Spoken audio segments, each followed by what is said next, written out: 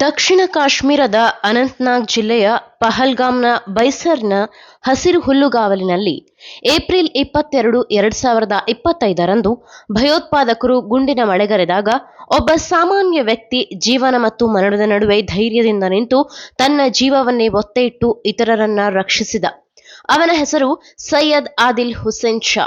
28 ವರ್ಷದ ಮುಸ್ಲಿಂ ಕುದುರೆ ಸವಾರಿ ನಿರ್ವಾಹಕ ಈಗ ಧೈರ್ಯ ಮತ್ತು ಸಹೋದರತೆಯ ಸಂಕೇತವಾಗಿ ಹುತಾತ್ಮನಾಗಿದ್ದಾನೆ.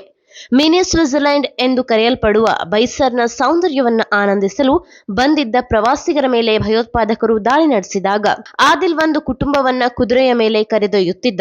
ಆಗ ಅವರ ಧರ್ಮದ ಗುರುತನ್ನ ಕೇಳಿ ಜನರನ್ನ ಹತ್ಯೆಗೈಯುತ್ತಿದ್ದರು.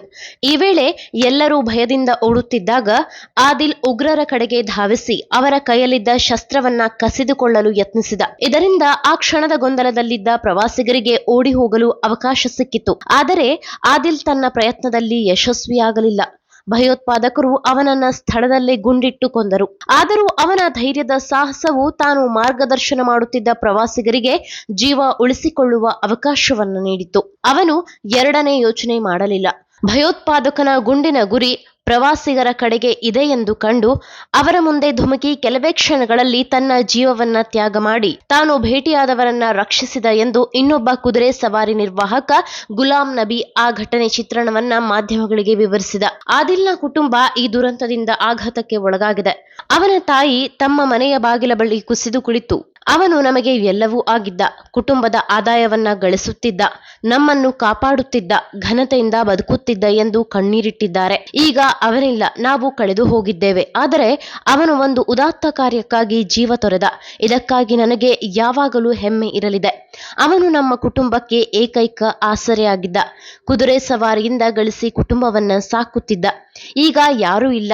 ಇನ್ಮುಂದೆ ಏನು ಮಾಡುತ್ತೇವೆ ಎಂಬುದೇ ಗೊತ್ತಿಲ್ಲ ಎಂದು ಆದಿಲ್ನ ತಾಯಿ ಬಿಕ್ಕಳಿಸುತ್ತಾ ಹೇಳಿದರು. ಕಾಶ್ಮೀರದಂತಹ ಸಂಘರ್ಷದಿಂದ ಕೂಡಿದ ಪ್ರದೇಶದಲ್ಲಿ ಆದಿಲ್ನ ಧೈರ್ಯ ಧರ್ಮವನ್ನು ಮೀರಿದ ಮಾನವೀಯತೆಯ ಸಂದೇಶವನ್ನ ಸಾರುತ್ತದೆ. ಅವನ ಸಾವು ದುಃಖದಲ್ಲಿ ಸ್ಥಳೀಯರನ್ನ ಮಾತ್ರವಲ್ಲ, ಪ್ರವಾಸಿಗರನ್ನು ಒಂದುಗೂಡಿಸಿದೆ.